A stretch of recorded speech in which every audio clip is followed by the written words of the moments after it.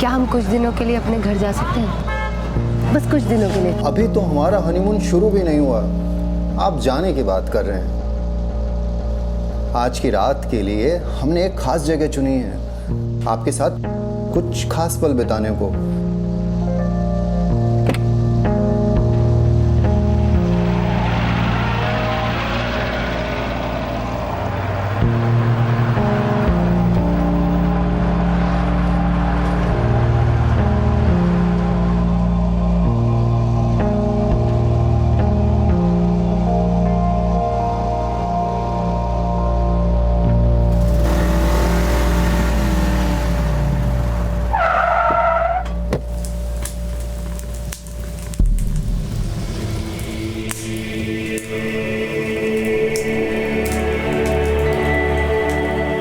ये देखिए, आपके राजा ने अपनी रानी के लिए कितना सुंदर हवा महल तैयार करवाया है। आइए।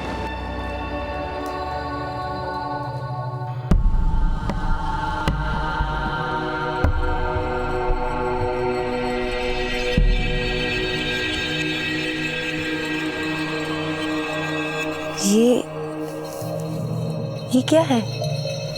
राजा की रानी को एक छोटा सा तोहफा।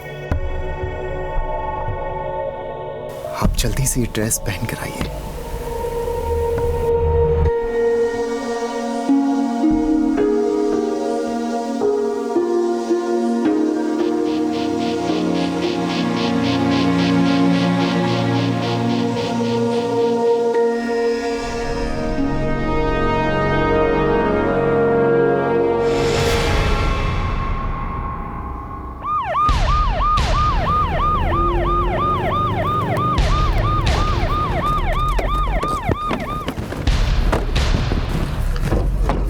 साइड है सर। चलो चलो दूर हटो। ओ तो ये माजरा है। आदित्य, एक काम करो, लाश को पोस्टमार्टम के लिए भेजो और इस कमरे की अच्छे से तलाशी लो। इस आदमी के बारे में सारी डिटेल्स चाहिए। इस आदमी का नाम क्या था? सर इन्होंने अपना नाम विपिन बताया था। आज ही रात उन्होंने वाइफ के साथ चेक इन किया था। वाइफ? वो क्या है? पता नहीं सर, इनको इन हालत में देखने के बाद हमने पूरा रिसोर्ट देखा पर उनका कहीं पता नहीं चला।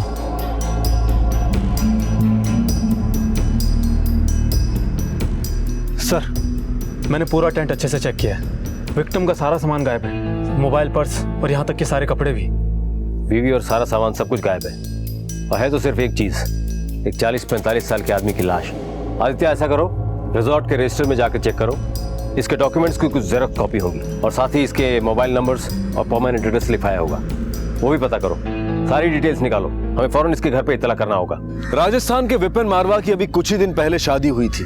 अपने जीवन का एक लंबा पड़ाव अकेले पार कर चुके विपिन मारवा की खुशी का ठिकाना नहीं था। लेकिन इससे पहले कि वो इन खुशियों को यादगार बना पाते, किसी ने उनकी हत्या कर दी और उनकी हत्या के तुरंत बाद उनके साथ जयपुर घूमने आई उनकी पत्नी भी गायब हो गई। क्या विपिन मारवा की मौत और उनकी पत्नी का इस तरह से गायब हो जाना एक सोची समझी चाल थी?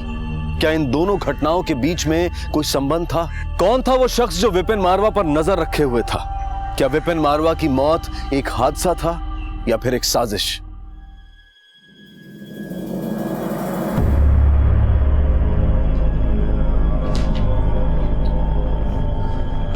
साहब, हमारा बेटा केशव की खबर मिली क्या साहब? देखो काका, थे घना बुजुर्ग आदमी, क्यों रोज रोज यहाँ पर आकर अपना टाइम खराब करते हो और मेरा टाइम खराब करते हो? जिस दिन थाको बेटू पकड़ में आ जाओ लो ना, थाने अपने आप पत्तू लाग जाओ लो।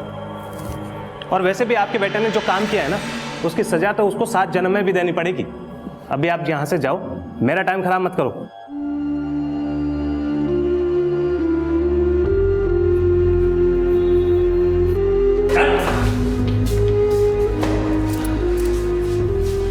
क्या हुआ? केशव का कुछ पता चला? दरोगा जी ढूंढ रहा है। वह कह रहा है कि जियाई मिल जासी, सबसे पहले आपा ने खबर कर सी, आप लोग केशव मिल जासी।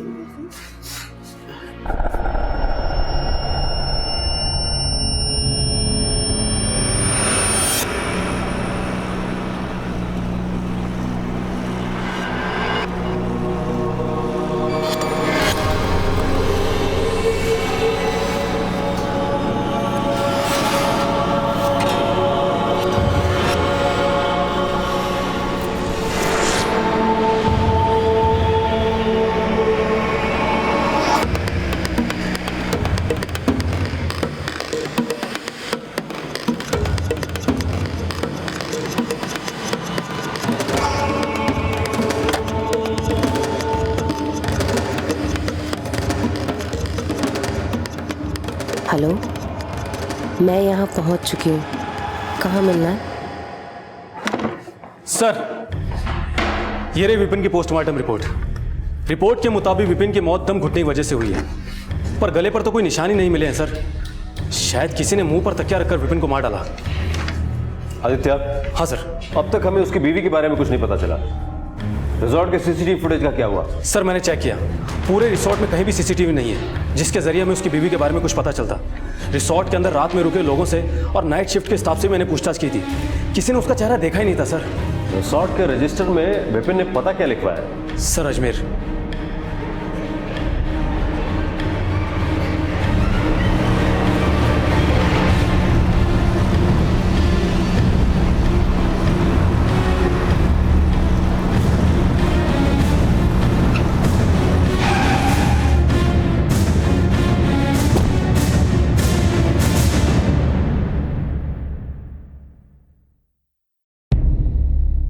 जी, आपके बगल में जो घर है विपिन शर्मा का, उनके साथ कोई और रहता था?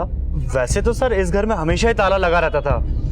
अब विपिन भाई तो हमेशा काम के सिलसिले में बाहर रहते थे, पर हाँ साहब, पिछली बार जब वो आए थे तो उनके साथ एक औरत थी, शायद जिसके साथ विपिन भाई ने शादी की हो। आपने उस औरत का चेहरा देखा था? नहीं साहब, वो तो हमेशा ही घूंघट में रहती थी। एक आध बार बात करने की कोशिश की थी पर वो ज्यादा बोलती नहीं थी, पर विपिन भाई हमेशा उनके साथ रहते थे। आप जिस नंबर को डायल कर रहे हैं वो इस समय स्विच्ड ऑफ है। आप जिस नंबर को डायल कर रहे हैं वो इस समय। सर जब से विपिन की मौत हुई उसका नंबर स्विच ऑफ आ रहा है। आदित्य, उसकी बीवी मोबाइल तक लेकर गई है और इसके पड़ोसी से बात करके ऐसा लगता है कि जैसे विपिन को भी उस औरत के बारे में ज्यादा कुछ पता नहीं होगा।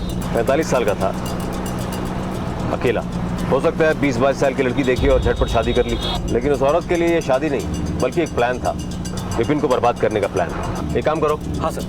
विपिन के मोबाइल के पिछले एक हफ्ते के सारे डिटेल्स निकालो, वो कहाँ कहाँ गया, किससे मिला। अगर हमें ये पता चल गया तो शायद हमारे हाथ कुछ बहुत बड़ा सुराग लग सकता है। ठीक है सर। विपिन हनीमून पे था, वो जरूर कुछ होटल्स, रेस्टोरेंट्स, टूरिस्ट प्लेसेस पे गया होगा। उन जगह की सीसीटीवी फुटेज में हो सकता है हमें वो लड़की दिख जाए, या हो सकता है शायद कोई और हो जो इनके बारे में कुछ जानता हो।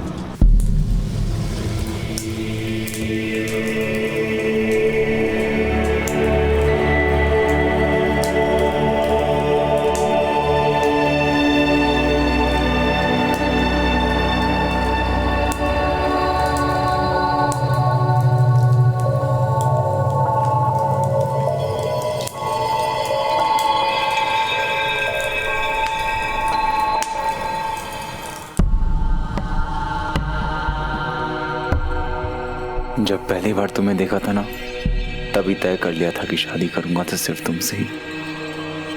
दिमाग से लेकर दिल तक की नसों में अब खून नहीं, सिर्फ तुम्हारा ही नाम दौड़ता है।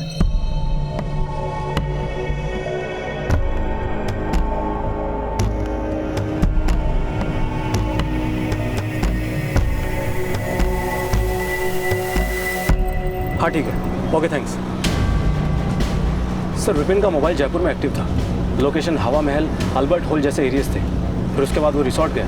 हवा महल के लोकल पुलिस वालों ने हमें बताया है कि हवा महल के पास में एक शॉप है जिसके सीसीटीवी फुटेज में उन्हें कुछ ऐसी फुटेज मिली है जिसमें विपिन के साथ जो लड़की थी वो साफ दिख रही है। फौरन उस सीसीटीवी फुटेज को मंगवाओ। ठीक है सर।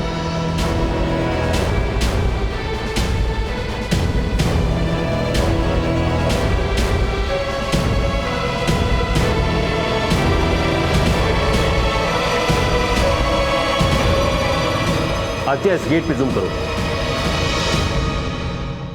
फौरन इस वीडियो से इस लड़की की तस्वीर निकालो और उसको चारों तरफ के पुलिस स्टेशन में सर्कुलेट करो। ठीक है सर। और हाँ, ये भी पता करना कि इस लड़की के खिलाफ कोई केस तो नहीं दर्ज है किसी और थाने में। ठीक है सर। भाभी, भाभी,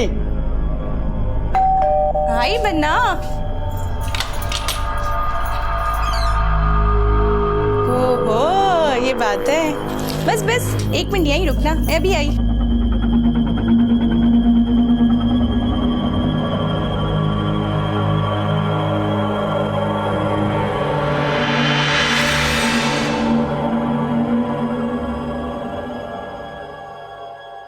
अपना दाहिना पैर आगे बढ़ा के इस कलश को गिराओ और घर में गृह प्रवेश करो। इतनी खूबसूरत दुल्हन कहाँ से चुरा लाए बन्ना? भाभी चुराया तो इसने था, पहली मुलाकात में मेरा दिल। अच्छा सिरोही में पहली बार मिला इससे। अच्छा। जब वो प्रॉपर्टी वाले काम से गया था। हाँ हाँ हाँ। प्रॉपर्टी के उस काम में तो मुझे नुकसान उठाना पड़ा भाभी, लेकिन भगवान ने मुझे पूजा देकर मेरी जिंदगी के हर नुकसान की भरपाई एक ही बार में कर दी भाभी। अरे बस बन्ना, तुम पे तो मजनू का ही भूत सवार हो चुका है। अब बस खड़े खड़े बातें करने की, इसको आराम भी करने दोगे भाई? भाभी आप भी ना।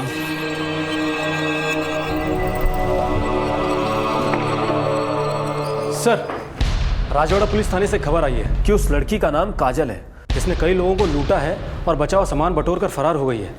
और सर सबसे इंपॉर्टेंट बात तो ये है कि इसने अपने पहले पति की भी हत्या की है।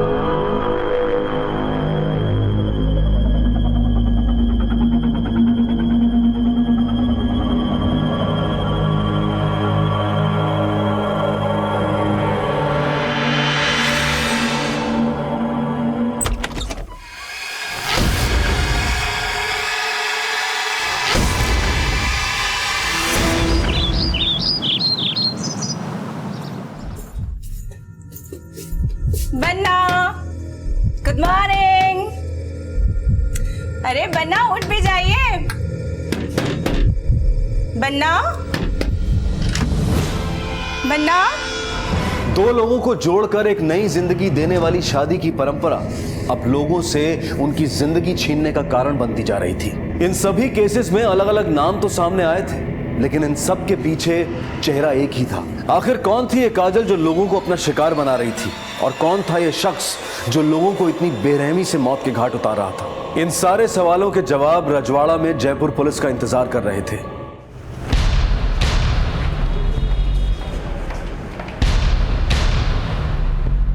सर, इस काजल की तलाश तो हमें काफी समय से थी। काजल की शादी यहीं राजवाड़ा में प्रताप सिंह के साथ हुई थी, पर प्रताप और काजल का रिश्ता कुछ ठीक नहीं था। प्रताप उसके साथ में शारीरिक संबंध बनाना चाहता था, पर काजल को उसमें जरा भी दिलचस्पी नहीं थी। एक दिन काजल अपने घर से बाहर निकलती है, पर प्रताप को उस पर शक था, जिसकी वजह से वो काजल का पीछा करना शुरू करता है। और पीछा करते करते वो पास ही के जंगल में जा पहुंचता है। वहां जाकर देखता है कि काजल अपने प्रेमी केशव के साथ में कुछ आपत्तिजनक हालात में मिलती है। वो गुस्से में आकर काजल को उल जलूल कहने लगता है। इसके बाद केशव पेट्रोल छिड़क कर उसकी लाश को आग लगा देता है। उसी दिन से ये दोनों फरार हैं। अब काजल अपने हुस्न के जाल में लोगों को फंसाती है, उन्हें विश्वास दिलाती है और बाद में उनसे शादी कर लेती है, और केशव की मदद से उनकी हत्या कर उनका सारा सामान लूटकर भाग जाती है। हेलो, क्या?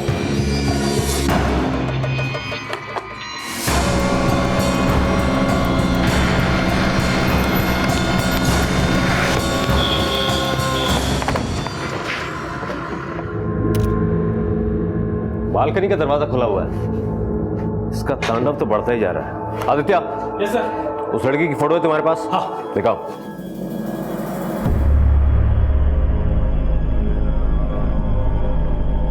यही वो लड़की है जिसने अपना नाम पूजा बताया था?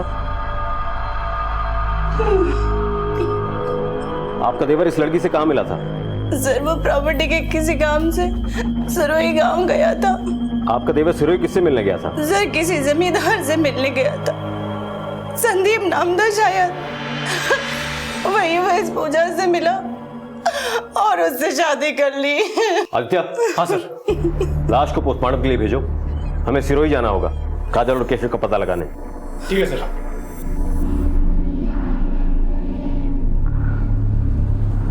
गौर से देखिए इस लड़की को। ये लड़की लोगों को पहले अपने प्यार के जाल में फंसाती है और फिर करती है शादी, और फिर बना डालती है सुहाग रात को मौत की रात। इस कुकर्म में इस लड़की का साथ देता है इसी का बॉयफ्रेंड। अगर कहीं भी ये लड़की दिखाई दे तो इसके भोलेपन में ना फंसे, बल्कि नीचे दिए गए नंबर पे फोन करके पुलिस को सूचित करे।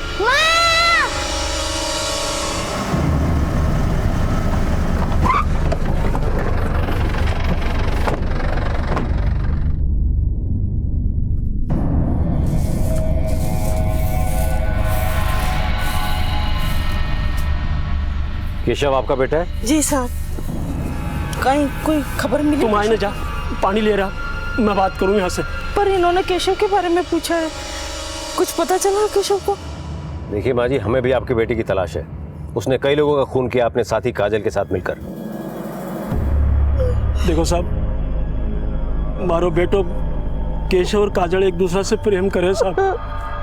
मैं कोई मंदिर में जाकर शादी कर ली साहब, क्योंकि काजल का घरवाला है ना साहब, मैं भी की शादी केशव से करवा में आनाकानी कर रहा साहब। उसने कभी आपसे मिलने की कोशिश की या कभी फोन किया? अगर फोन करते या मिलते तो मैं थाना का इतना चक्कर थोड़ी काटता साहब। मानो तो इतना ही पता है कि कड़े दूर शहर में चला गया साहब, अपनी नई जिंदगी की शुरुआत करवाना।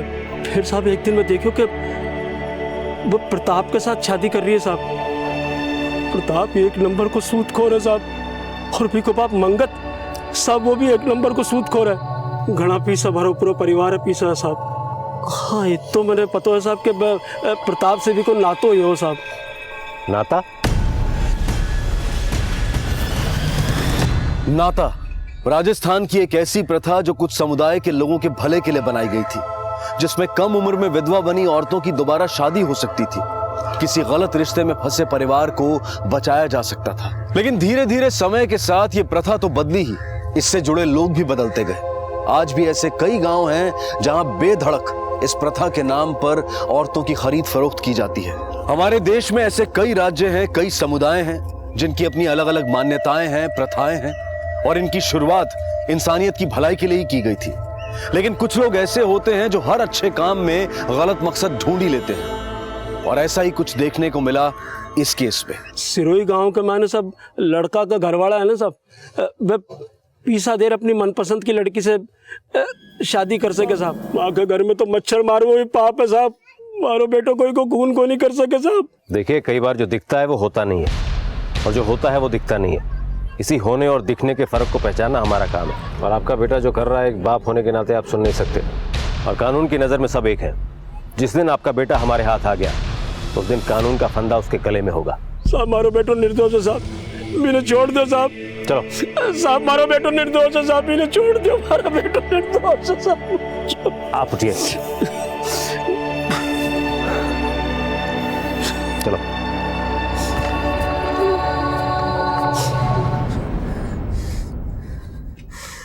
तुमने मेरे बच्चे का हाथ क्यों जलाया?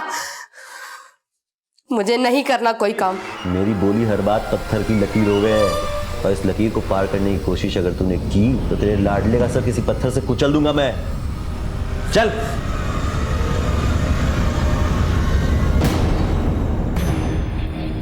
काका किसी संदीप को जानते हैं आप लोग जानते हो किसी संदीप को? भाई साहब ये जमींदार संदीप का घर कहाँ होगा? कौन संदीप?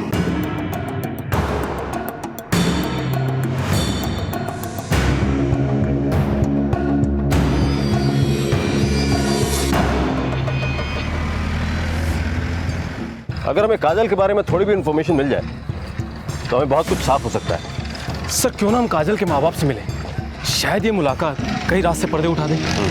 चलो।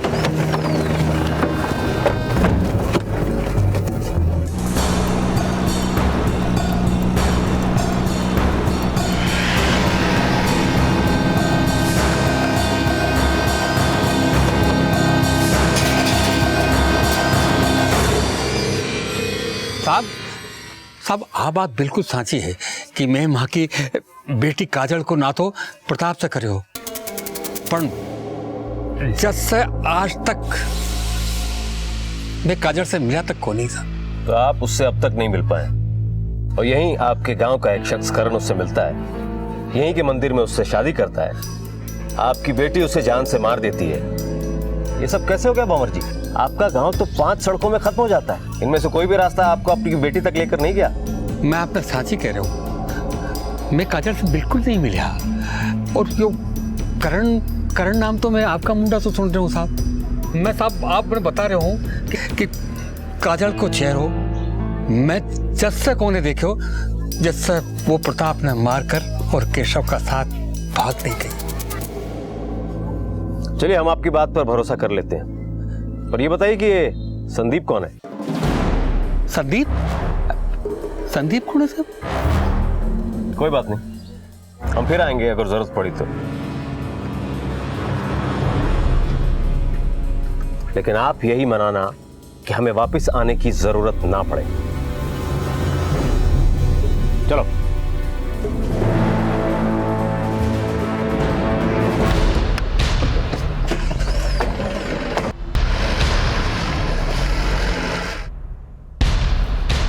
झांको, पुलिस वाला आया था।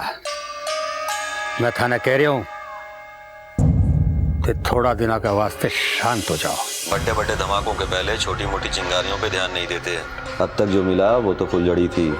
इस बार ऐसा खेल होगा कि पूरी दिवाली मनेगी दिवाली। ये मौका हमारे हाथ में ना हमारी किस्मत में आया है, इसे मैं इसी तरह जाने नहीं दूंगा। हाँ साहब, इंतजाम हो गया है। छोरी बहुत चौखो है, ख्याल रखेगी थारो।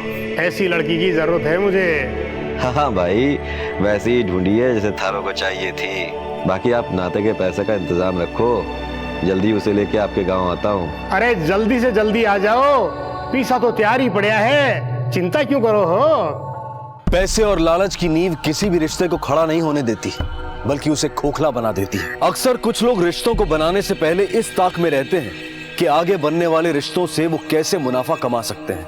और वहीं अगर ऐसे लोगों के हाथों में नाता प्रथा जैसी व्यवस्था लग जाए तो अंजाम बहुत भयानक हो सकते हैं। इस व्यवस्था का दुरुपयोग यहां भी हो रहा था, लेकिन कौन थे वो लोग जिनका चेहरा अभी सामने आना बाकी था।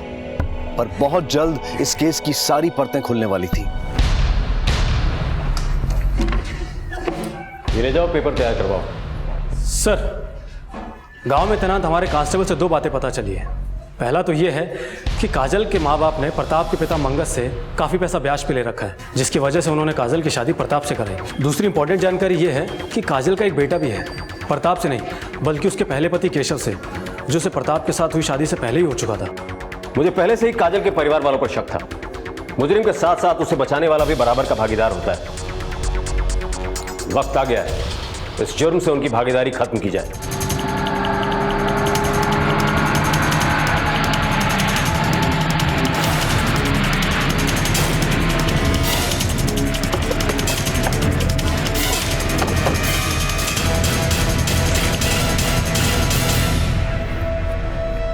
कहाँ हो साहब? आपको हमारे साथ चलना होगा। मैं कहीं कौन करूँ साहब? मैं कहीं कौन करूँ? कांस्टेबल, मैं कहीं कौन करूँ साहब? मैंने तो कहते मैंने हवालात में बताएंगे किसने क्या किया। चलो।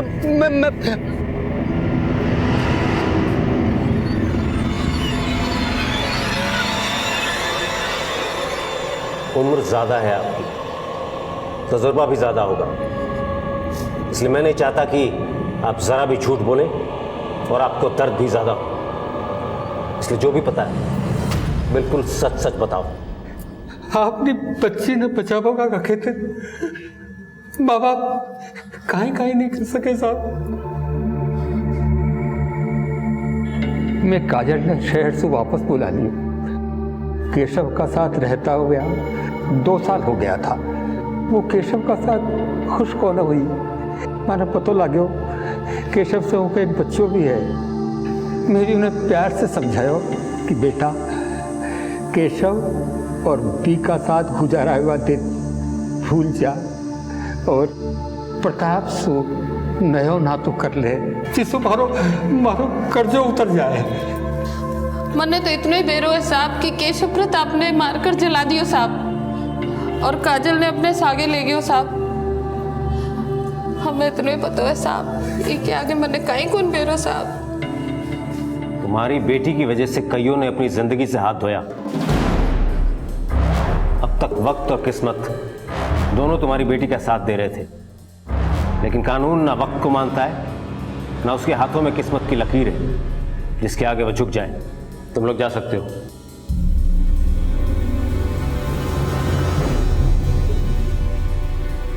मुझे लगता है कि ये केशव ही है जिसने काजल का सौदा करण के साथ किया है संदीप बनकर, और फिर इसी ने उसे विपिन के पास भी बेचा होगा। मुझे पूरा डाउट है कि हर बार केशव ही काजल को बेचता है और नाते के पैसे ले लेता है और फिर जानबूझकर उन लोगों को मार देता है ताकि काजल उसके पास वापस आ जाए, जिससे वो अगला खेल खेल सके। सर, मैं एक काम करता हूँ, सारे विक्टिम्स की कॉल डिटेल चेक करता हूँ। जैसे इन सबके बीच में काजल एक कॉमन कड़ी है, वैसे ही शायद हमें कोई कड़ी या कोई नंबर मिल जाए जो हमें इनके गिरबान तक पहुँचा दे। क्या करना है क्या नहीं करना है, इसके लिए सिर्फ हमारी जुबान खुलेगी। थारी जुबान खुलेगी तो सिर्फ हाँ में हाँ मिलाने के लिए, समझी? और वैसे भी इन सब से बच के जाएगी इकट्ठे तू, हैं? इन सब में जितना हाथ मेरा है ना, उतना साथ तेरा भी है। और एक बात तो तन्ने बताना ही भूल गया मैं, हैं? कि साथ देने वाले की सजा बड़ी होती है, हैं? इस बात को याद रखियो। चल भाग यहाँ से, भाग।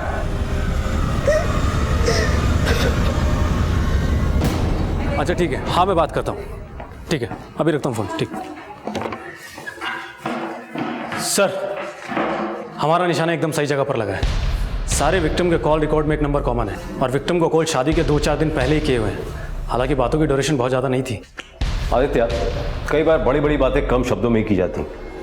इस वक्त वो मोबाइल कहाँ है? सर अभी नंबर स्विच ऑफ है। इस नंबर का एड्रेस निकलवाओ और इस नंबर और इस फोन के IMEI नंबर को ट्रेस करने की कोशिश करो। ठीक है सर।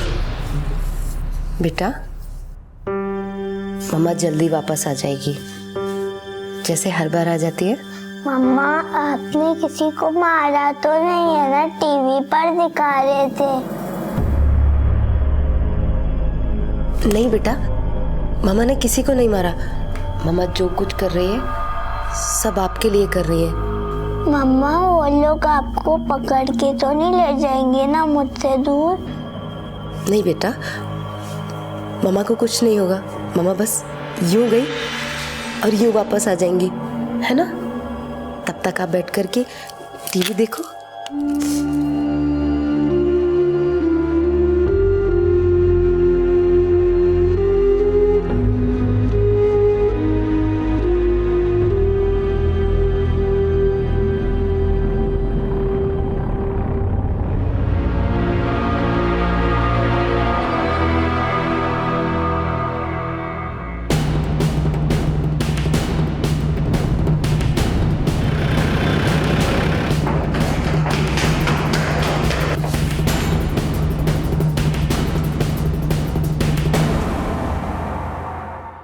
आदित्य, आसपास के घरों में पता करो, हो ना हो उन्हें यहां जरूर देखा गया होगा।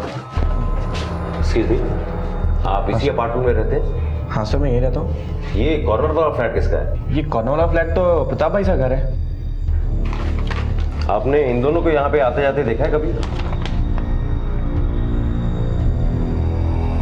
हाँ सर, मैंने इस लड़की को तो यहाँ हमेशा आते जाते देखा है, पर मैंने इस लड़की को कभी यहाँ पे आते नहीं देखा। Thank you.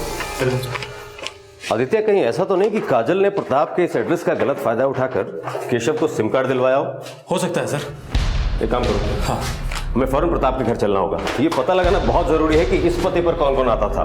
ठीक है सर। साहब बड़े अच्छे हैं छोरी, लेकिन इनके छोरा छोरी इनको छोड़ के चले गए। अब इस हवेली का और इनका ख्याल थारे को रखना है।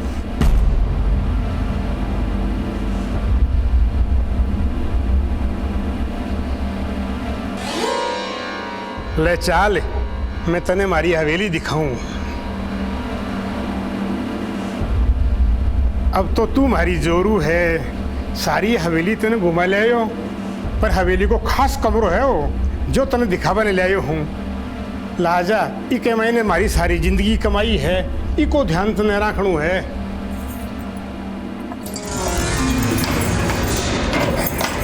आ मारी जिंदगी कमाई है।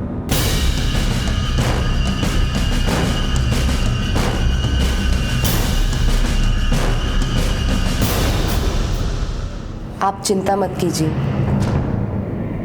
मैं पूरा ख्याल रखूंगी। शाबाश, बहुत अच्छी बात।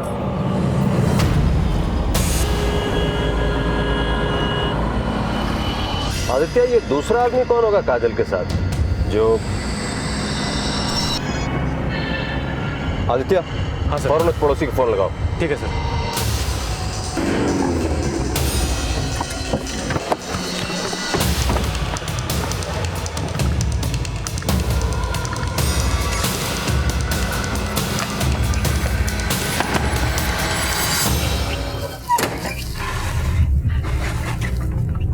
इंस्पेक्टर साहब, आपके बेटे प्रताप के जयपुर वाले घर पे कौन कौन आता जाता था? जयपुर वाला घर? अरे साहब, मेरे बेटे का तो जयपुर में कोई घर हो ही नहीं सकता। अरे जयपुर तो क्या, उसका तो कहीं भी घर नहीं हो सकता। उसके पास तो इतने पैसे थे ही नहीं, क्योंकि धंधे में इतना नुकसान हुआ था ना। नुकसान? हाँ साहब, मेरे बेटे को दारू पीने की बहुत बुरी लत लग गई थी। बात बात में गुस्सा करने लगा था। उसकी इसी आदत के कारण उसकी शादी नहीं हो रही थी, तो भी मैंने काजल से उसकी शादी करवा दी। उसके घर वाले भी इसलिए तैयार हो गए थे कि मैंने सोचा उनका कर्जा माफ कर दूंगा। मैंने सोचा था साहब शादी के बाद सुधर जाएगा। अरे क्या जरूरत थी उस केशव से उलझने की, आखिर मार दिया ना उस केशव ने मेरे बेटे को। गौर से देखो, यही आदमी था? हाँ साहब, यही आदमी था वो। एक बार फिर से सोच लो, पक्का याद है? हाँ साहब पक्का, यही था वो आदमी।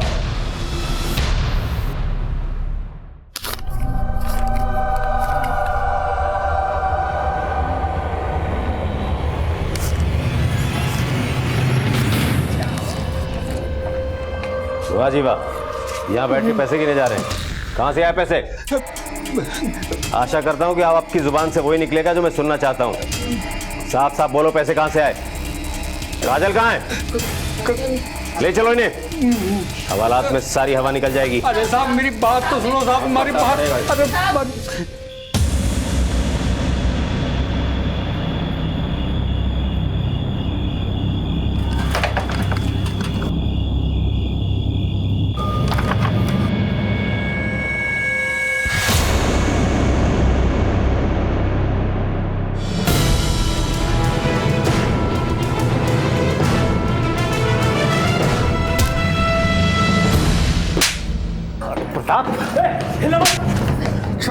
तू है या तेरा भूत है ये? सबकी नजरों में तो तू बोल्ड हो चुका है।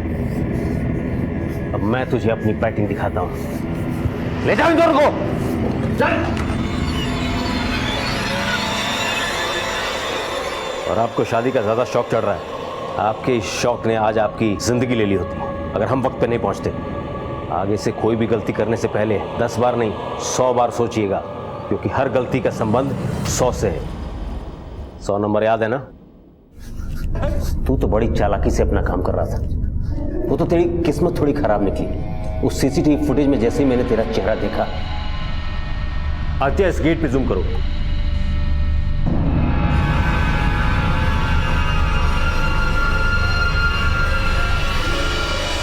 उसी समय सारा माजरा समझ गया था।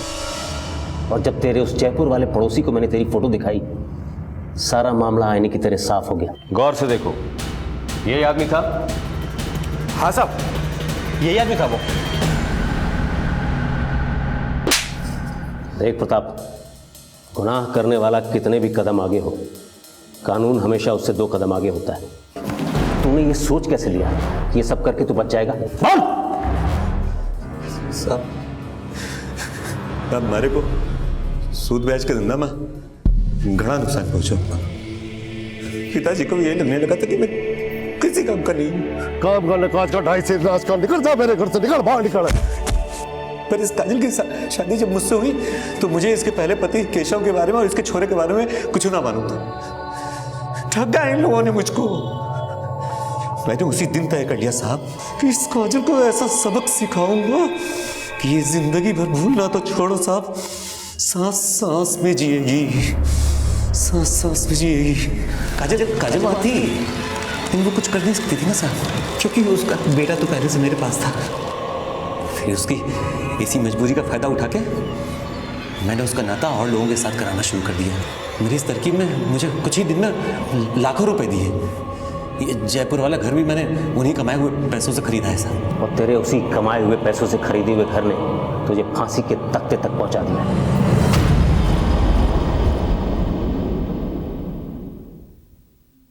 साहब, मैं आपका शुक्रिया किन शब्दों में करूं, मुझे नहीं पता साहब। आपने मुझे उस नर्क जैसी जिंदगी से मुक्त करा दिया। मेरे घर वालों ने और उस प्रताप ने मुझे एक दलदल में धकेल दिया था। मैं शहर से वापस गांव अपनी माँ से मिलने गई। उन पर काफी कर्ज था। माँ ने मुझसे कहा कि मैं प्रताप से शादी कर लूं तो सब ठीक हो सकता है। मैंने प्रताप से शादी करने के लिए मना कर दिया।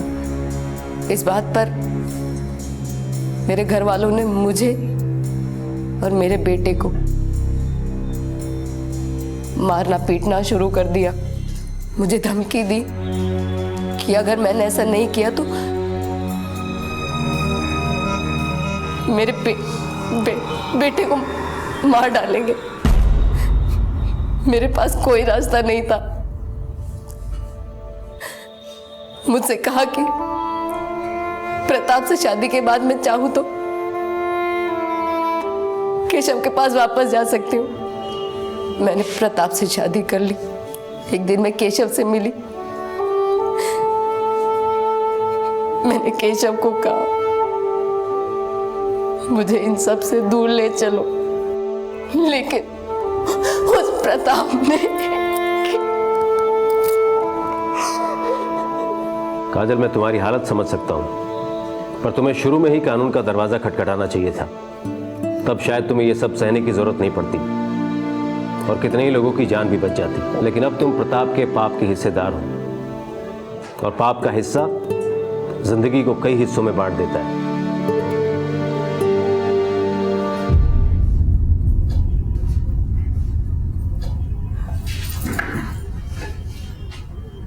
काजल, हम तुम्हारे बच्चे का पूरा ख्याल रखेंगे, उसे अच्छी शिक्षा देंगे, पर ये देखने के लिए तुम नहीं होगी, क्योंकि ये सारी बातें पुलिस को ना बताकर तुमने कहीं ना कहीं प्रताप का साथ दिया है। इस साथ में भले ही तुम्हारी रजामंदी ना हो, पर कानून की नजर में तुम भी एक मुजरिम हो। हवलदार, बेटा, खूब पढ़ना लिखना, खूब बड़ा आदमी बनना। जब आप बड़े हो जाओगे ना तो अपनी मम्मा को लेने आना।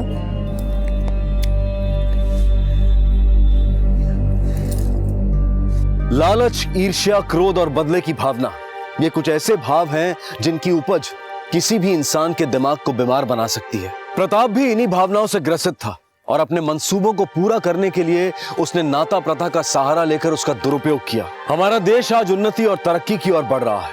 हमारा देश अपने आप में आज कई चीजों में सक्षम कहलाता है, और वहीं हमारे यहाँ नाता प्रथा और ऐसी कई और प्रथाओं का प्रचलन भी है। अगर ध्यान ना दिया जाए तो रीतियों को कुरीतियों में बदलने में देर नहीं लगती।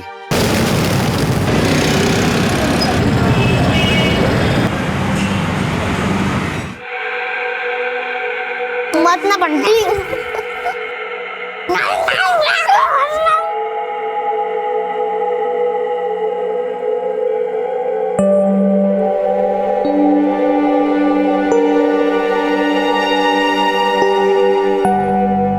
पापा, बंटी ज्यादा आइसक्रीम खा गया, मुझे और चाहिए। नहीं बेटा, फिर कभी, आज नहीं। बेटा आराम से बैठो। कितना मजा आता है। बस बस। कटारा बाइक में मैं तो दबी जाऊंगा।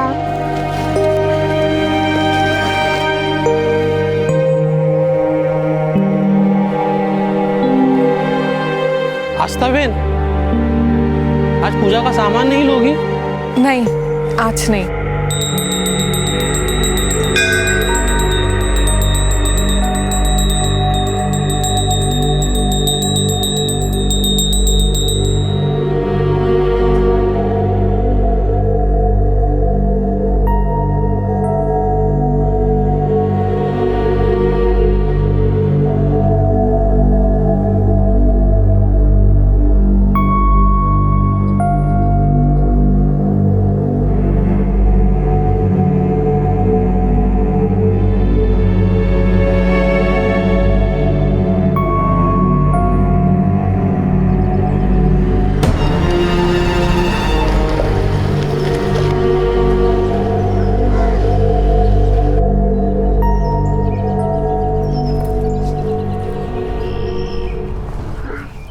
माँ बाप अपने बच्चों को सांसें देते हैं, लेकिन वो कौन सी वजह थी जिसने उन्हें अपने ही बच्चों की सांसें रोकने पर मजबूर कर दिया। कभी कभी हमें कुछ ऐसे मर्ज मिल जाते हैं जिन्हें अगर वक्त रहते ठीक नहीं किया जाए तो वो नासूर बन जाते हैं, और ये नासूर इतने गहरे हो जाते हैं कि बाद में उन्हें किसी दवा से भी नहीं भरा जा सकता। दर्द और पीड़ा इतनी ज्यादा होती है कि हमारी हिम्मत घुटने टेक देती है, और इस दर्द के आगे हमें मौत भी छोटी लगने लगती है। तो क्या ऐसा ही कोई मर्ज जितेश पटेल के परिवार को भी मिला था?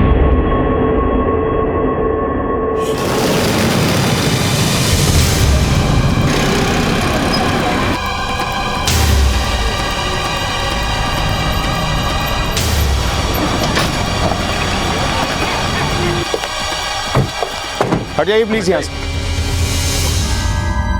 आप में से किसी ने इन्हें यहाँ देखा था इस हादसे से पहले? जी साहब, मैं पास ही से गुजर रहा था कि अचानक मुझे कुछ आवाज आई।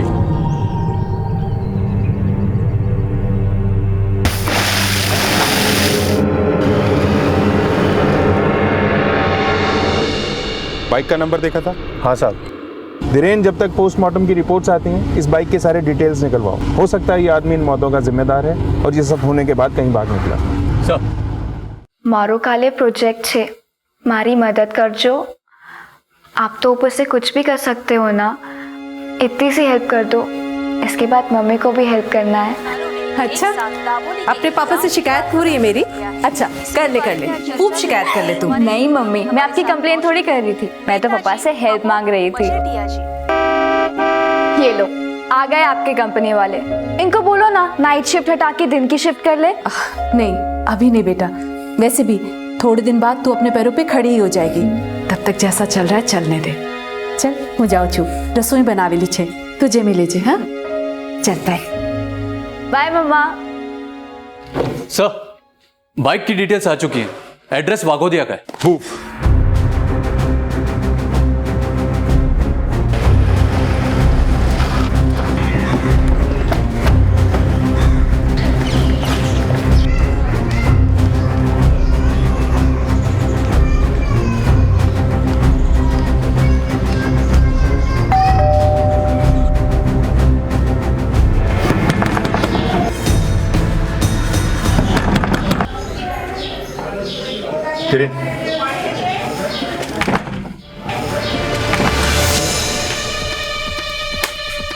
घर का कोना कोना छान मारो। सर।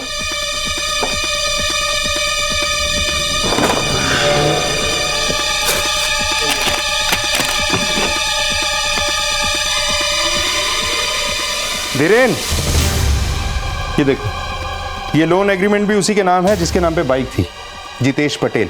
इस घर में हमें और भी इंपॉर्टेंट डॉक्यूमेंट मिल सकते हैं, अच्छी तरह से तलाशी लो। सर, यहाँ आइए।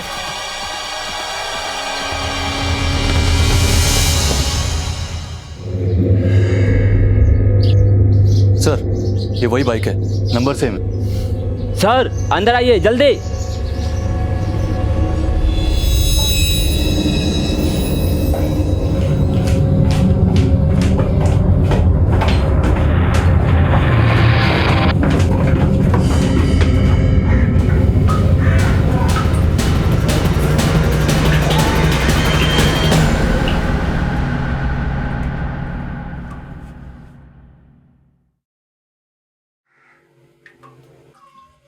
जेबें चेक करो।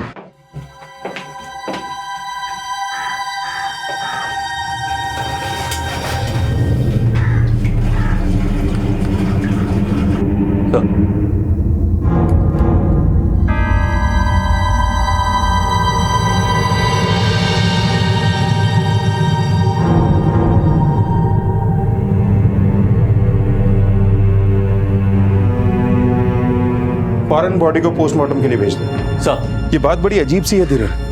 पहले इस परिवार के बाकी लोगों की मौत हुई और अब हमें इसकी लाश मिली। जरूर कुछ बड़ा हुआ है, वरना एक ही परिवार के इतने लोगों की मौत नहीं होती। एक काम करो, आसपास के लोगों को ये फोटो दिखाओ और इस परिवार के बारे में और ज्यादा जानने की कोशिश करो। सर। और हाँ, वो आदमी जिसने बाइक का नंबर बताया था उसे भी ये फोटो एक बार दिखाओ। क्रॉस वेरीफाई करना जरूरी है। Right sir. साहब, आ तो जितेश भाई ने फोटो है। क्या करता है जितेश? जितेश भाई ने पास में एक स्टेशनरी की दुकान है। लास्ट कब देखा था इसे? कल सुबह ही देखा था, जब वो यहाँ से गए थे। उसके बाद नहीं देखा। तुम्हारे पास इस जितेश का नंबर है? हाँ छे साहब, आप वो अपना।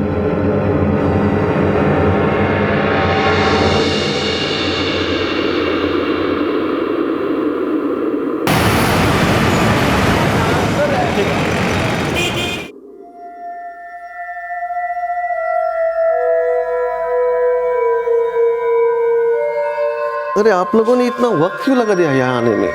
ऑलरेडी बहुत देर हो चुकी है। ये देखो, ये स्पॉट दिख रहा है। आई थिंक सर्जरी की इमीडिएटली जरूरत है। लेकिन डॉक्टर साहब सर्जरी? सर इसमें कितना खर्चा आ जाएगा? करीबन 5 लाख के आसपास। 5 लाख? हाँ जी। इतना पैसा कहाँ से लेके आएंगे हम? आप लोन लीजिए ना, आजकल मेडिकल लोन आसानी से मिल जाता है। इतनी जल्दी हमें लोन कैसे मिलेगा? मैं एक एजेंसी को जानता हूँ, अगर आप चाहो तो। जी सर।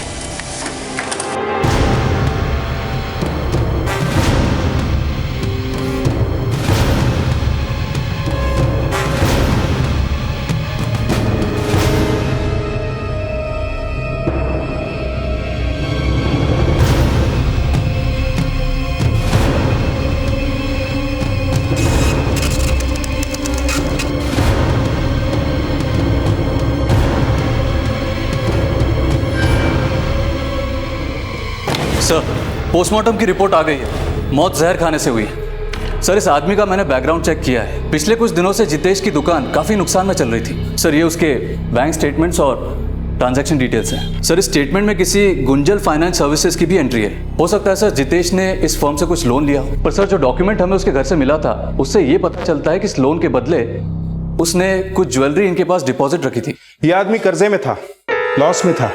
कहीं ये लॉस ही इसकी सुसाइड का कारण तो नहीं? एक काम करते हैं, इस प्राइवेट फर्म से पूछताछ करते हैं, स्पेशली इस जितेश की फाइनेंशियल कंडीशंस को लेकर। एक बात मेरे गले नहीं उतर रही, इसके परिवार ने एक दिन पहले सुसाइड किया, फिर उसी रात इसने जहर खा के आत्महत्या कर ली। ये माजरा क्या है? अगर इसे सुसाइड ही करना था तो उसी वक्त अपने परिवार के साथ भी कर सकता था, लेकिन इसने ऐसा नहीं किया, बल्कि उनको मरने के लिए छोड़कर वहां से भाग गया। सर, मैंने जितेश के फ़ोन रिकॉर्ड्स भी चेक किए। उसके परिवार के मरने के बाद उसके फ़ोन की लोकेशन उसके घर की थी। रात को 11 बजे उसे किसी एक नंबर से फ़ोन आया और पोस्टमार्टम रिपोर्ट के हिसाब से सुसाइड भी उसने उसी रात किया था, करीब 12 से 1 के बीच में। और सर, इस नंबर से उसे पहले भी कई बार फ़ोन आ चुके हैं। इमीडिएटली इस नंबर पे कॉल करो। ये जो भी है उसे पूछताछ के लिए यहाँ बुलाओ। सर, मैंने इस नंबर पे फ़ोन किया था, लेकिन फ़ोन स्विच ऑफ था। इस नंबर से जुड़ी हर डिटेल मंगाओ। इस तक हमारा पहुँचना बहुत ज़रूरी है। हो सकता है ये जितेश और उसके परिवार की मौत का राज जानता है।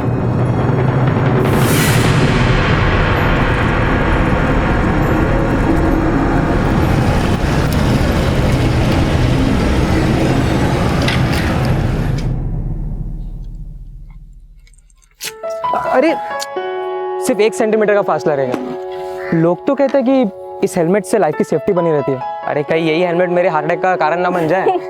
और रैली, जब मेरा कॉलेज खत्म हो जाएगा तब क्या करोगे? करना क्या है, तुम्हें कहीं और ड्रॉप कर दिया करूंगा।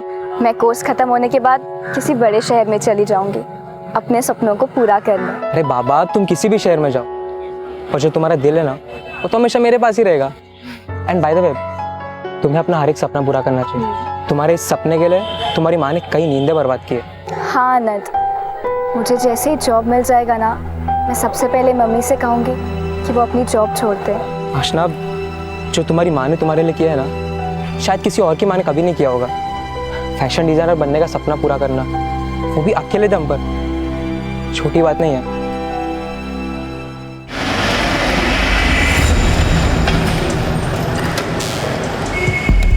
क्या जितेश नहीं रहा? साहब, बहुत सारो मानस હતો। मेरे पास आया था तो बहुत मुसीबत में था। कितने का लोन लिया था जितेश ने? 5 लाख। अपनी बीवी के गहने भी गिरवे रख के गया था वो। लेकिन उसके बैंक अकाउंट में तो सिर्फ 3 लाख की एंट्री है। बहुत मुसीबत में था साहब। 2 लाख कैश दिए थे मैंने। कुछ बताया था आपको क्यों चाहिए थे उसे पैसे? कोई खास जरूरत? मुझे तो बोला कि नरपत भाई धंधा चौपट हो गया है। बहुत नुकसान ही में था शायद, बहुत कर्ज भी था साहब। बच्चों की पढ़ाई तक के पैसे नहीं थे उसके पास। ओके सर, उस नंबर की डिटेल्स आ चुकी हैं।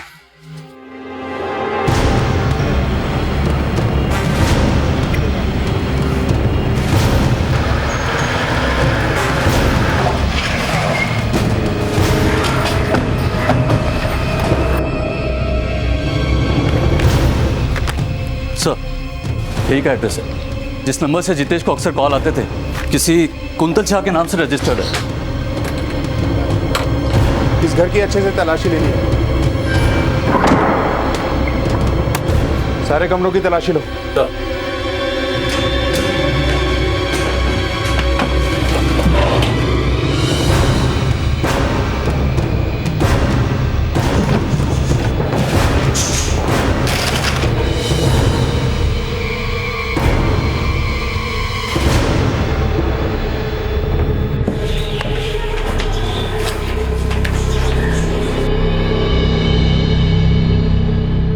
इतने सारे लोन्स के डॉक्यूमेंट्स, इसमें तो इस कुंतल शाह के भी डॉक्यूमेंट है। सारे लोगों की डिटेल इकट्ठा करो, सबके साथ क्रॉस चेक करते हैं।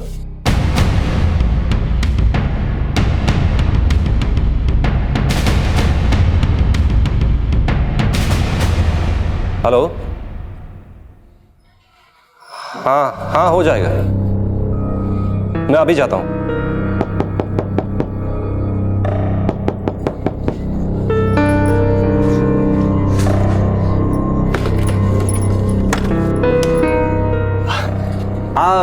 छाया भायाणीનું ઘર છે? હા, હું છું છાયા. બોલો, શું કામ છે? मुझे डॉक्टर वासवाणी ने आपके बारे में बताया था। आइए, अंदर आइए.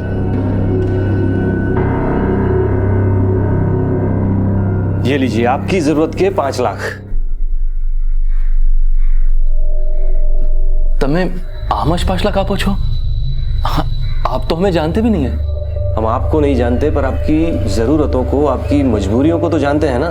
देखिए, हमने ये फर्म इसीलिए खोला है कि ज़रूरतमंदों की जल्द से जल्द हर मदद कर सके।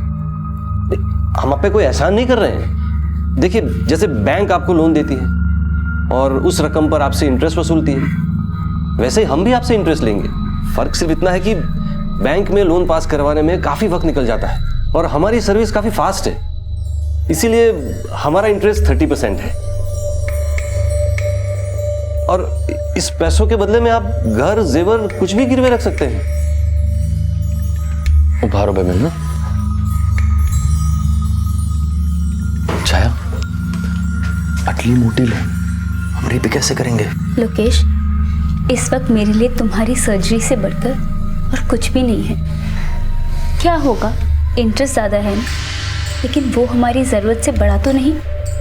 और वैसे भी ये वक्त सवाल जवाब में वेस्ट करने का नहीं है।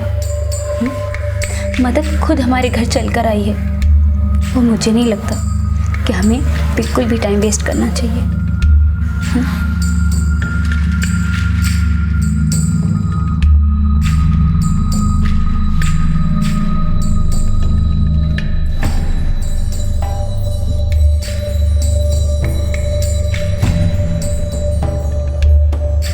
बहुत बहुत शुक्रिया, इतने कम वक्त में आपने हमारी इतनी मदद कर दी। एक मिनट, आप इस फॉर्म पर यहां पर साइन कर दीजिए। ये लीजिए, और आपके घर के पेपर्स मुझे दे दीजिए। आमतौर पर जब हम एक बैंक से अपने निजी खर्चों के लिए लोन लेते हैं तो हमें उस पर लगभग 14 से 16% का ब्याज भरना पड़ता है, और इस ब्याज को भरने के लिए एक तारीख मुकर्रर होती है। लेकिन अचानक इस तरह कोई किसी की मदद क्यों करना चाहता था? कौन था यह शख्स जिसने छाया के सारे डॉक्यूमेंट्स को वेरीफाई किए बिना ही उसे 5 लाख रुपए नकद दे दिए? सर्जरी तो सक्सेसफुल रही, पर अभी 7 दिनों तक पेशेंट को रेगुलर मॉनिटरिंग की जरूरत है, इसलिए अभी उनको डिस्चार्ज नहीं कर सकते। Thank you doctor.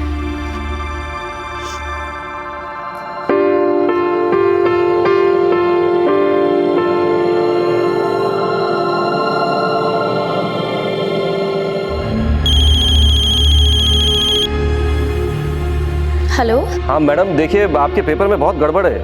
आप एक काम कीजिए, फौरन ऑफिस आ जाइए। अरे नरपत जी, सुनिए तो सही। हेलो।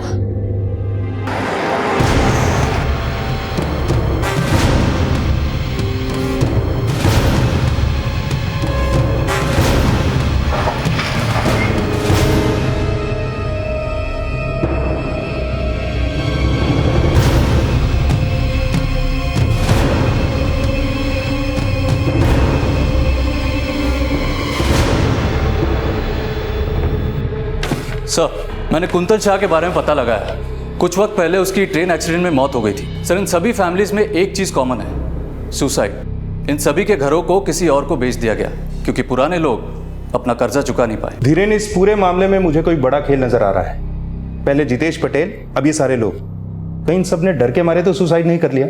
हो सकता है सर। इस स्केच को बनाने में भी हमारी ज़्यादा लोगों ने मदद नहीं की। बहुत लोग डरे हुए हैं सर।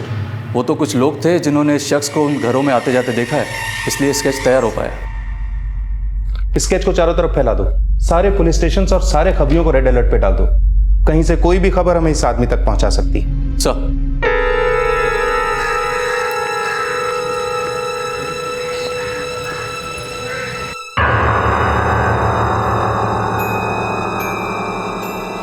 भाई અહીંયા नरपत भाई छे? आइए बैठिए। उन्होंने मुझे फ़ोन किया था, कह रहे थे कि कागज़ में कुछ गड़बड़ है। देखिए मैडम, कागज वागज का मुझे जमता नहीं है, वो सब नरपत भाई देखते हैं। मैं तो यहाँ बस रिकवरी का काम करता हूँ। उन्होंने मुझे बोला कि मैं आपसे 5 लाख रुपए ले लूँ। क्या? पर अभी मैं वो पैसे नहीं लौटा सकती। मैंने तो सारे पैसे अपने पति के इलाज में खर्च कर दिए। कोई बात नहीं, पर आप इंटरेस्ट तो पे कर सकती हैं ना? हाँ हाँ, वो मैं पे कर दूंगी हर महीने। हर महीने नहीं मैडम, अभी। अभी? अब अचानक से मुझसे ऐसे इंटरेस्ट कैसे मांग सकते हैं? और इंटरेस्ट की इतनी बड़ी रकम इतने कम टाइम में मैं कैसे इंतजाम करूंगी? तो फिर मुझे आपका घर नीलाम करना पड़ेगा। नहीं नहीं, प्लीज आप ऐसा कुछ मत कीजिए। और वैसे भी उस एग्रीमेंट में ये क्या लिखा था कि आप अचानक से कभी भी इंटरेस्ट मांग सकते हैं? आपके डॉक्यूमेंट भी कहाँ ठीक थे मैडम? रिकवरी करना ही मेरा काम है मैडम, और रिकवरी तो मैं करके रहूंगा।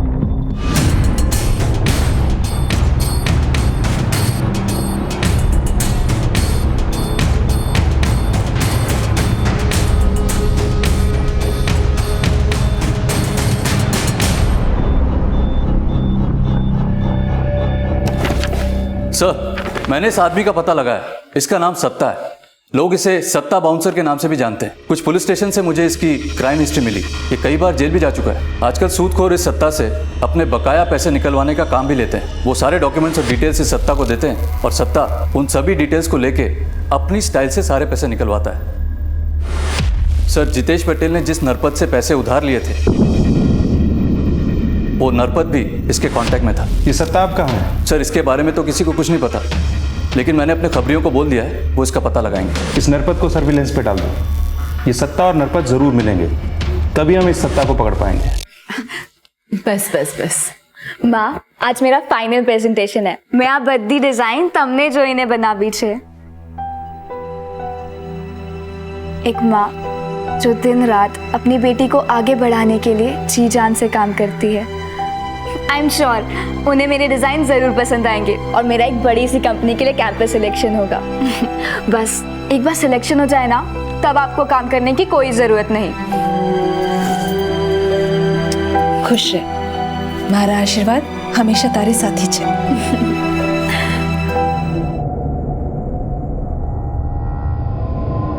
मैं चुप नहीं बैठूंगी, मैं पुलिस को सब कुछ बता दूंगी। पुलिस को बताएगी?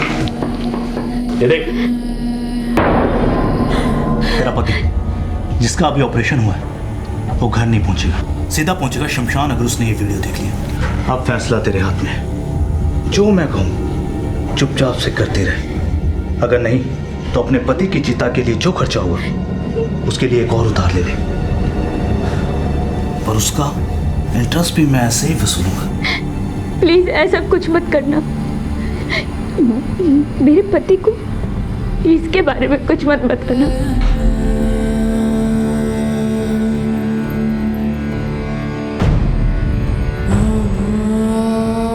तेरा पति जिसका अभी ऑपरेशन हुआ है वो घर नहीं पहुंचेगा, सीधा पहुंचेगा शमशान अगर उसने ये वीडियो देख लिया।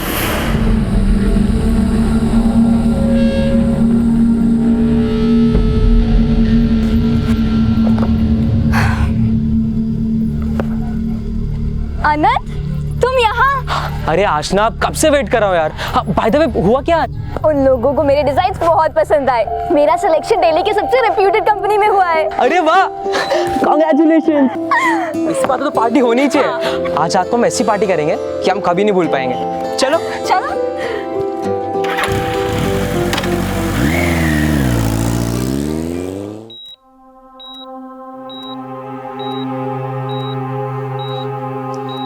હવે કેવું લાગે છે?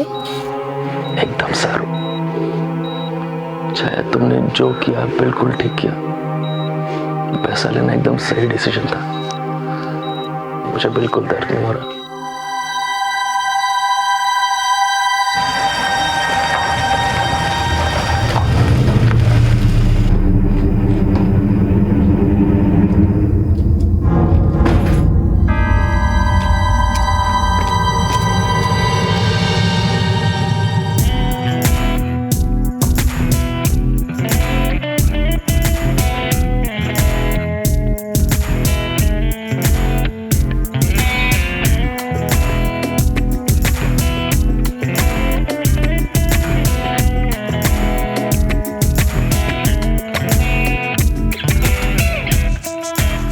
Hello sir.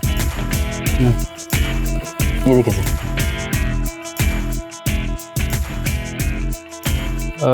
ये वाली सर ये अवेलेबल नहीं है, पर हमारे पास और ऑप्शन है, आप और देख सकते हैं। देखो सर।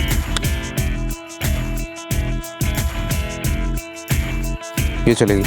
आओ सर।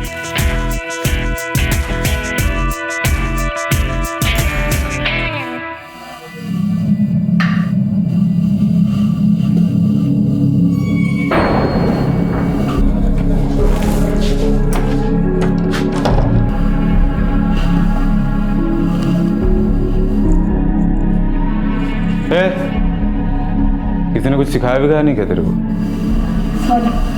को मूड खराब करी थी तू। सॉरी। आइए ना, बैठिए।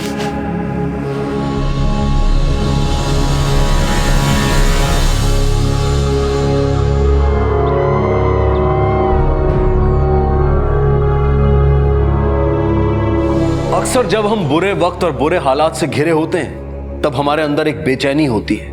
एक बेचैनी कि कैसे इस हालात से जल्द बाहर निकला जाए। और इस बेचैनी में कभी कभी हम कुछ ऐसी गलतियां कर बैठते हैं जो हालात को बद से बदतर बना देती हैं। सत्ता और नरपत लोगों की इसी मजबूरी का फायदा उठाकर उन्हें एक ऐसे दलदल में धकेल देते थे कि जिसके बाद किसी के भी जीने की इच्छा ही खत्म हो जाए।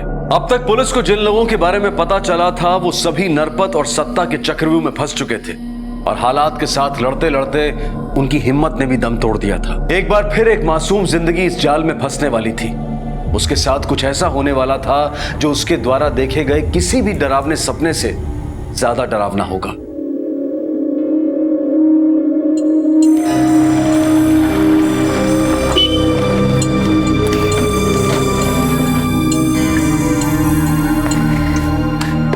ये रेस्टोरेंट मेरे पापा ने बनवाया था।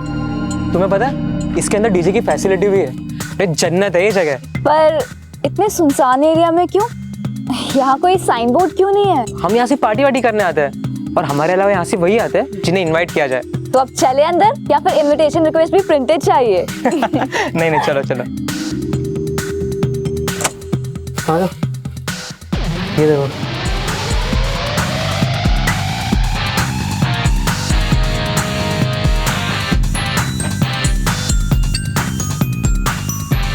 आनंद, ये सब लोग कौन है? मैंने तुम्हें कहा था ना, ये लोग इनविटेशन पे आते रहते हैं। पापा ने इनवाइट किया होगा, पार्टी करने आए होंगे। चलो हम अंदर चलते हैं।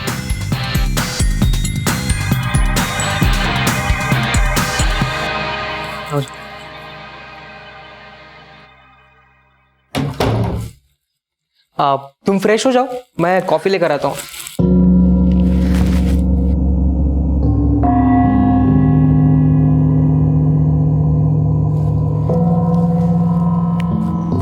आनंद,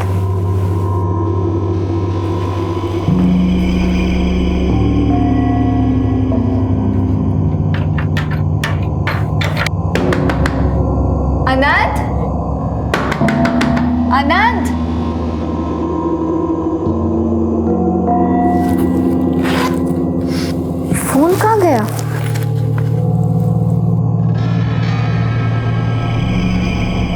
जिस नंबर को डायल कर रहे हैं वो इस समय स्विच ऑफ है। Switch off?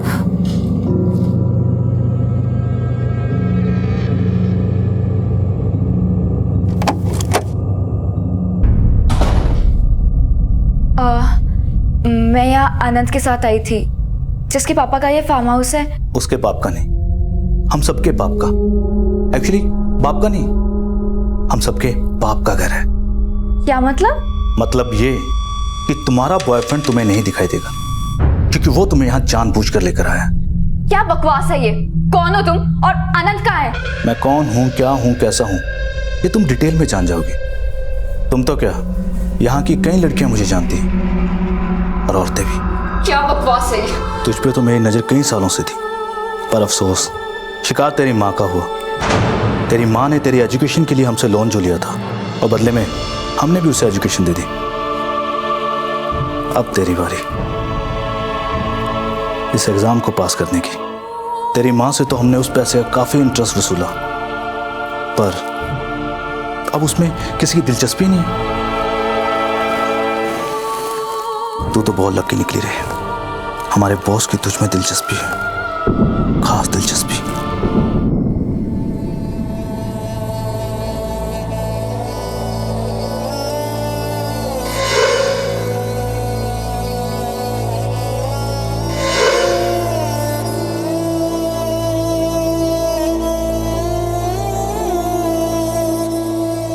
जरूरत में ली गई मदद की किश्त एक बार फिर सांसों से चुकाई गई।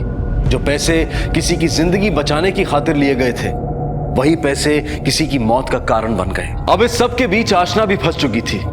एक बच्ची जिसने कई सपने देखे थे, उसने कभी सपने में भी नहीं सोचा होगा कि उसके सपनों की कीमत उसकी मां किस तरह चुका रही थी। जिस रास्ते पर आशना को धकेल दिया गया था, वो रास्ता जिंदगी के साथ खत्म होता था।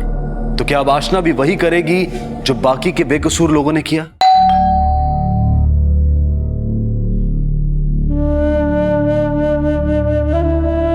आशना, कहाँ रह गई थी तू? मैं कितनी देर से तेरा इंतजार कर रही हूँ। आशना, क्या हुआ? तू रो क्यों रही है? मम्मी, મને દિલ્હીમાં કામ મળી ગયું છે। ये तो खुशी की बात है। फिर तू क्यों रो रही है? मेरा बच्चा, कंग्रेचुलेशन बच्चा।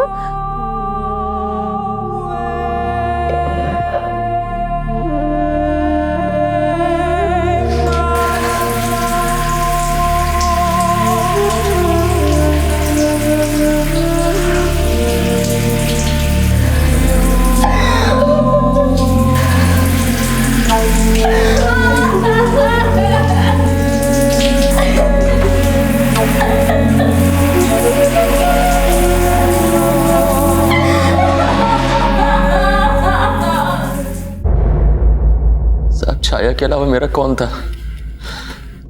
5 लाख रुपए लिए थे हमने नरपत से। छाया ने एक भी मिनट कुछ भी नहीं सोचा, बोला मुझसे ज्यादा उसे कुछ भी प्यारा नहीं है। ये नरपत से कैसे मिले आप लोग? यहाँ के डॉक्टर वासवानी ने उनको हमारा नंबर दिया था। फिर नरपत खुद घर पर आया और पैसे दिए। उसके बदले में उन्होंने हमारा घर गिरवी रखा था। क्या वासवानी लोगों को बड़ा उधार दिलाता है, वो भी ऑन द स्पॉट? हमारे साथ चल, बिना उधार लिए हम अच्छा इंटरेस्ट देते हैं। सर मैंने क्या किया? तूने क्या किया है, क्या नहीं किया है, ये हम अच्छी तरह से जानते हैं।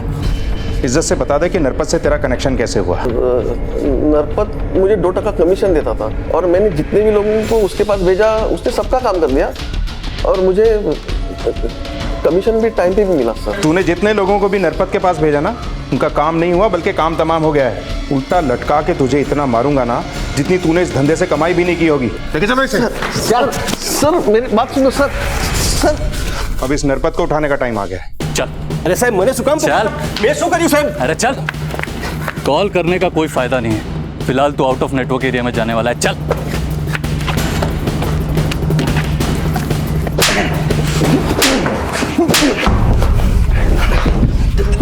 देखिए साहब, छाया और जितेश की मौत से मेरा कुछ लेना देना नहीं है साहब। पर सत्ता से तो लेना देना था ना।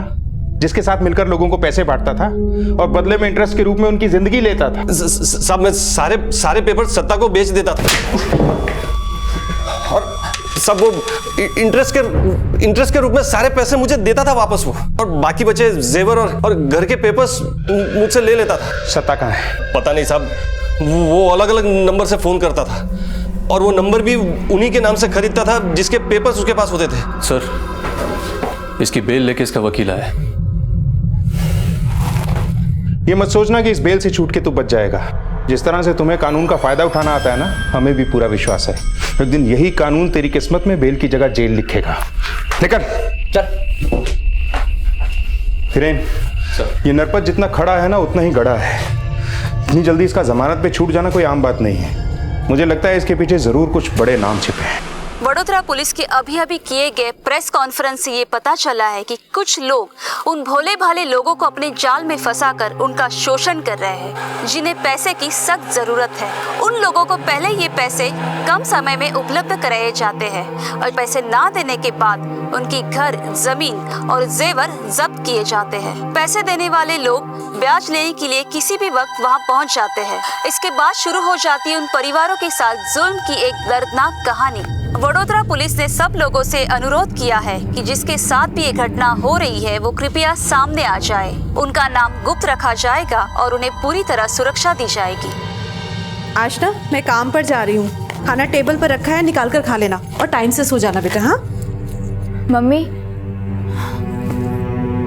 હવે તમને કામ કરવાની જરૂરત નથી। अब मैं हूँ ना, मैं सब संभाल लूँगी।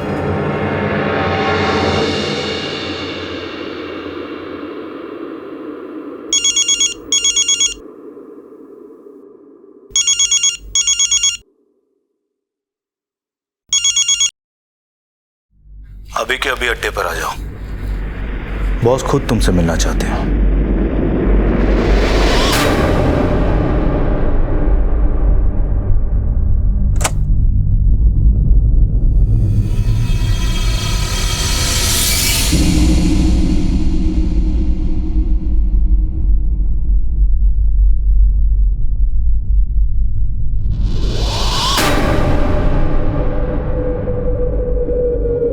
ठीक है, भले।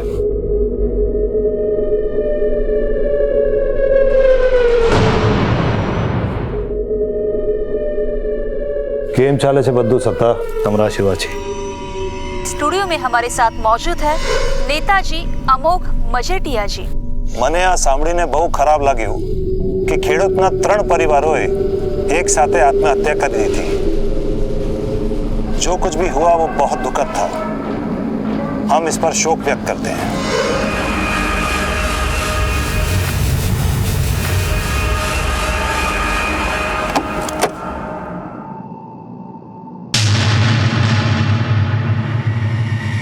आप अमोघ मजेठिया है ना? अरे वाह, मुझे नहीं पता था कि मेरा इतना क्रेज है आजकल की बच्चियों में। इसीलिए तो मुझे तुम्हारी जैसी पढ़ी लिखी लड़कियां इतनी पसंद है। तुम्हारी पसंद और नापसंद का ख्याल तो लॉकअप में रखा जाएगा अमोघ मजेठिया। ले चलो इसे। इसको लेकर जा रहा है पता है ना? अब बस मुंह बंद, वरना अच्छा नहीं लगेगा कि भरे बाजार में नंगा करके लड़कियों से जूतियां पड़वाऊंगा। ले चलो इसे। थैंक्स आशा, तुम्हारी वजह से कई लोगों की जिंदगियां बची और कईयों की मौत को इंसाफ मिला। इन सब के बीच में मेरी माँ का नाम तो नहीं आएगा ना? नहीं। गुजरात पुलिस के रातों रात किए गए ऑपरेशन ने सारे लोगों को चौंका के रख दिया है। गुजरात पुलिस ने नेता अमोघ मजेठिया को गिरफ्तार कर लिया है। पुलिस के मुताबिक नेता अमोघ मजेठिया एक ऐसा गिरोह चला रहा था जो लोगों की जरूरतों का फायदा उठाकर उन्हें वेश्यावृत्ति के व्यवसाय में धकेल रहा था। अमोघ मजेठिया को उनकी पार्टी ने बर्खास्त कर दिया है। इन सब में अमोघ मजेठिया का काला पैसा लगा हुआ था। पुलिस ने अमोघ मजेठिया सहित और 6 लोगों पर चार्जशीट फाइल कर दी है। मम्मा,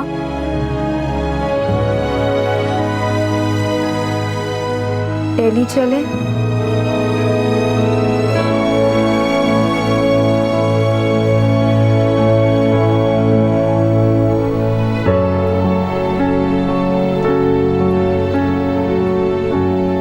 कृष्णा द्वारा उठाए गए इस मजबूत कदम से आखिरकार नेता अमोघ बेनकाब हुआ और साथ ही न जाने कितने बेकसूर लोगों की मौत का जिम्मेदार भी पुलिस के हत्थे चढ़ा। पुलिस ने अमोघ के साथ नरपत, सत्ता, वसानी और बाकी के लोगों को भी अरेस्ट किया।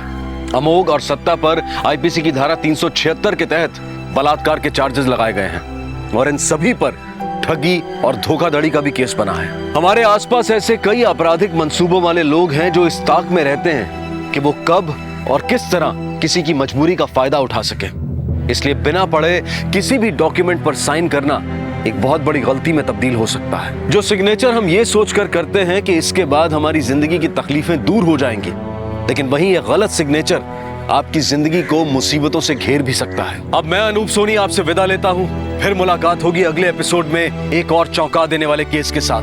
तब तक अपना और अपने परिवार का ख्याल रखें और देखते रहें क्राइम पेट्रोल डायल 100। सबक एक को सीख हम सबको। जय। क्राइम पेट्रोल के और भी दिलचस्प कहानी देखने के लिए हमारे चैनल को सब्सक्राइब करें और बेल आइकॉन दबाना न भूलें।